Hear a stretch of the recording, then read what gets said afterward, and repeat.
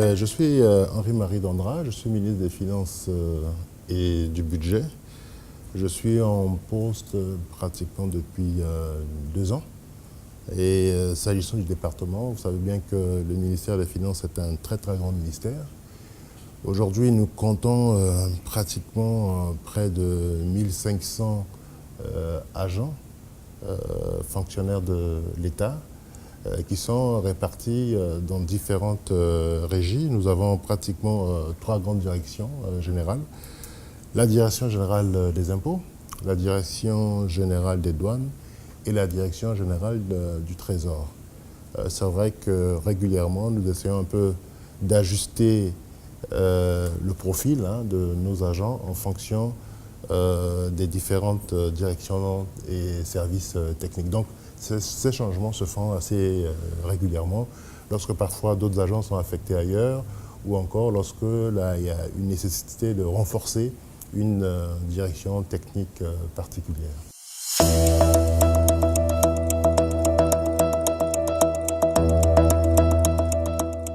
Les ressources, nous en avons, mais je pense qu'on a toujours besoin de renforcer un peu les capacités de nos fonctionnaires parce que, vous savez, avec l'évolution du numérique, avec les réformes que nous sommes en train de mener, nous avons nécessairement besoin de renforcer la capacité de ces agents-là.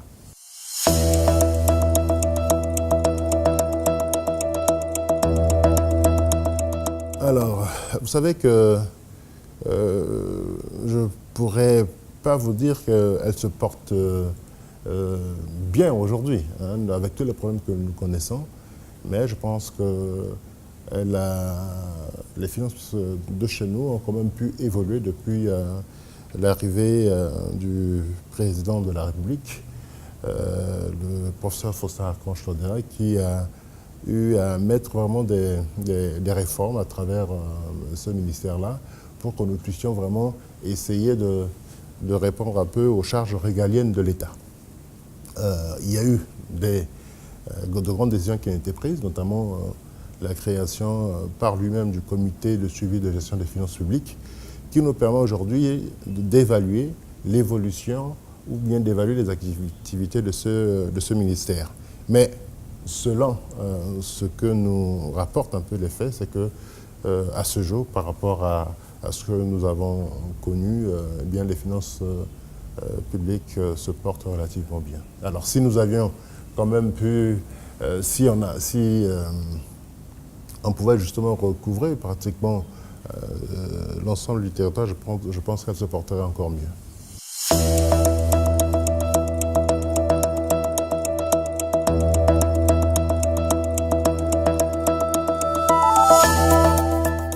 Alors, vous savez que dès le retour à l'ordre constitutionnel, nous avions mis en place un programme qui est appuyé par la facilité élargie de crédit avec le Fonds monétaire international. Alors, au titre de ce programme, il y a beaucoup de réformes que nous imposent les engagements qu'on a eu à prendre vis-à-vis du Fonds monétaire international, puisque le contexte économique mondial, vous le savez très bien, n'est pas du tout favorable, du moins aux pays comme les nôtres, les pays très pauvres et très endettés. Donc il fallait justement faire en sorte que ces engagements que nous avons eu à prendre, que nous puissions les mettre en œuvre à travers un certain nombre de réformes. D'abord, la première des réformes qu'il fallait faire, c'est de faire en sorte de sécuriser la gestion de la trésorerie. En quoi cela consiste, cette sécurisation de la gestion de la trésorerie? C'est effectivement de planifier, d'avoir un plan de trésorerie qui soit favorable, ou bien qui réponde à la vision, par exemple, du chef de l'État. Donc nous nous réunissons assez souvent avec les différents acteurs, notamment le Trésor, et bien évidemment avec nos partenaires techniques et financiers, qui participent, par exemple, à une réunion que nous appelons ici le comité de trésorerie.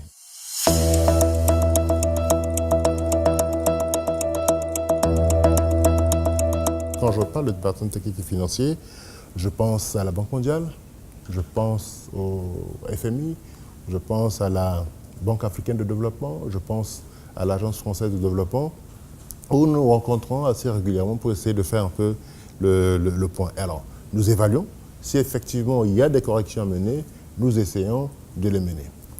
L'autre réforme fondamentale aujourd'hui et qui est en cours, c'est la nécessité pour nous aujourd'hui de rationaliser la parafiscalité. Comme vous le savez, il y a beaucoup de menus recettes qui sont parfois gérés pas correctement par certaines entités, par certaines agences qui sont par exemple sous tutelle de certains sectoriels. Donc il a fallu que nous puissions arriver à prendre la décision d'aller vers le compte unique du Trésor. Bien évidemment, cela devrait en tout cas nous permettre ou bien concourir justement à l'amélioration des performances en matière de mobilisation de recettes. Car le tout, c'est de faire en sorte d'abord de compter sur nous, de faire en sorte d'accroître les ressources, les recettes intérieures. Donc, nous sommes en train de rationaliser cette parafiscalité qui, en tout cas, en termes de réforme, est en train de porter ses fruits.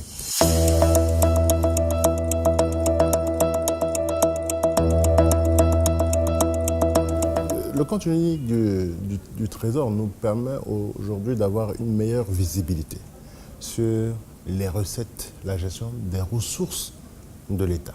Voyez-vous, aujourd'hui, qu'est-ce qu'on constate? On constate que certaines agences collectent des recettes, certains sectoriels collectent des recettes qui sont en réalité des fonds publics, gèrent à leur niveau, sans pour autant que le Trésor, sans pour autant que l'agent comptable du Trésor n'ait l'œil ou bien le regard là-dessus afin d'éditer les comptes publics de l'État et de les présenter au niveau de la Cour des comptes. Et dans le cadre justement de l'amélioration des performances de nos régies financières, il a été pour nous indispensable de privilégier le compte unique du Trésor afin que nous ayons vraiment une lisibilité sur la collecte de ces ressources-là et afin que nous puissions avoir aussi une lisibilité sur les dépenses. D'où aujourd'hui l'intérêt pour nous de converger vers le compte unique du Trésor et c'est l'une des conditions que nous devons respecter dans le cadre du cadrage macroéconomique que nous avons arrêté avec le Fonds monétaire international, mieux avec nos partenaires techniques et financiers. L'autre réforme que nous sommes en train de mener aujourd'hui, c'est de faire en sorte que les exonérations qui étaient accordées sans base légale, sans fondement, eh bien, nous avons eu à mettre en place ce qu'on appelle un comité interministériel chargé d'octroyer ces exonérations à nos opérateurs économiques. Mais voyez-vous, aujourd'hui, avec la situation un peu difficile du pays, pratiquement près de environ 67% de nos importations sont exonérées. Ce qui fait qu'il y a une grosse part des recettes fiscales qui échappent à l'État. Et je peux vous dire que c'est en quelque sorte une contribution du pays à l'œuvre de reconstruction nationale, notamment à l'appui que nous apportons justement à la MINUSCA, qui essaie un peu de nous aider pour que pour que la MINUSCA puisse réellement bien faire son travail. Donc, vous vous rendez compte que si 67% de nos ressources fiscales nous échappent, eh bien, vous comprendrez que si nous l'avions, si effectivement cela rentrait un peu dans nos performances, on serait justement encore plus à l'aise pour mieux gérer nos finances. Alors donc, je vous parle par exemple de cette commission que nous avons eu à mettre en place pour nous permettre justement de bien suivre les exonérations que nous essayons d'accorder, c'est là. Alors, l'autre réforme aussi qu'on a pu vraiment mener, ce sont les différents audits. On a fait beaucoup d'audits sur les arriérés commerciaux, on a fait les audits sur les arriérés salariaux, ce qui nous a permis justement d'arriver à trouver un accord avec le Fonds monétaire international qui nous a permis justement d'apurer, par exemple, les arriérés salariaux de novembre 2013 et de décembre 2013. Nous avons pu apurer les arriérés commerciaux, histoire de relancer un peu nos opérateurs pour un montant global de pratiquement 9 milliards. Et nous avons pu trouver un accord avec les banques commerciales pour une créance de pratiquement 25 milliards de francs CFA qu'on a pu titriser. Ce qui fait que, en termes, par exemple, de règlement de dette ou bien d'échéance, eh bien, nous avons pu comme tenir le pari. Et la grande réforme, comme vous le savez aussi, c'est qu'aujourd'hui, l'État arrive à retrouver presque sa crédibilité vis-à-vis des fournisseurs, et ce qui fait qu'aujourd'hui, l'État arrive à régler ses dépenses publiques à terme échu, donc dans un délai meilleur. Vous allez vous rendre compte, puisque vous êtes à Bangui, qu'aujourd'hui, les salaires, par exemple, sont payés les 25 de chaque mois, au même titre que les privés. Ce qui fait que ces réformes ont porté leurs fruits pour que nous puissions en arriver là. Mais j'estime, et je le dis encore, beaucoup reste à faire.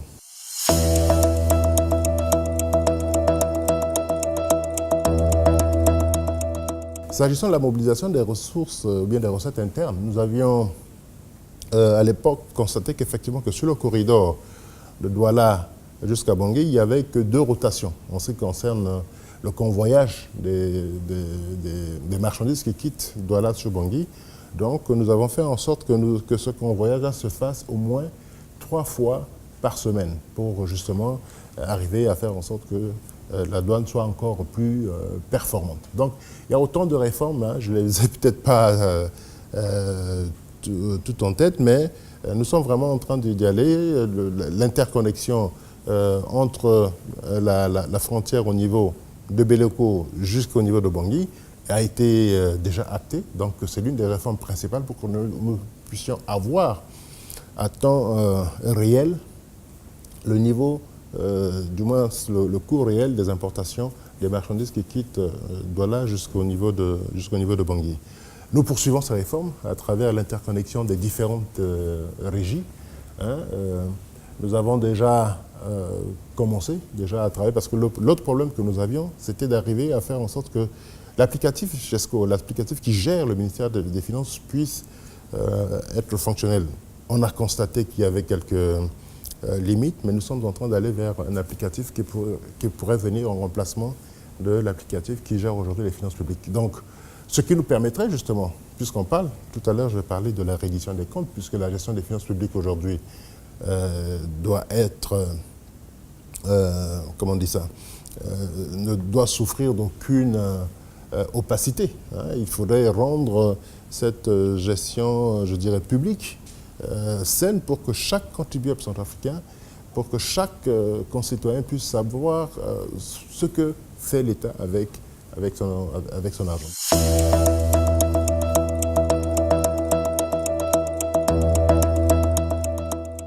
Alors vous allez vous rendre compte que pour la première fois, depuis les indépendances, nous avions pu reconstituer les comptes de l'État en 2015 et nous avons transmis ces comptes au niveau de la Cour des comptes qui, à son tour, est revenu vers l'État et nous avons déjà déposé le projet de loi de règlement au niveau de l'Assemblée nationale pour la première fois. En tout cas, je vous le dis, depuis les indépendances. Donc c'est une avancée vraiment très forte, très appréciable et très appréciée par, je dirais, par nos partenaires techniques et financiers. Nous sommes sur les comptes de 2016.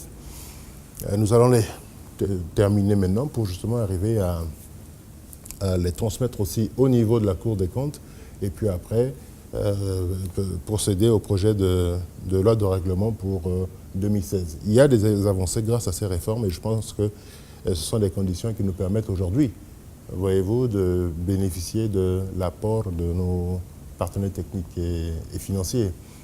Vous allez voir que si on devrait pratiquement totaliser tout ce qu'on a pu réaliser en termes de performance depuis 2015 à 2017, vous vous rendrez compte qu'on a fait un bond entre des recettes consolidées de 2015 qui étaient autour de 55 milliards, nous nous retrouvons pratiquement aujourd'hui à 87 milliards. Donc il y a eu une avancée remarquable par rapport aux réformes que nous avons eu à mener.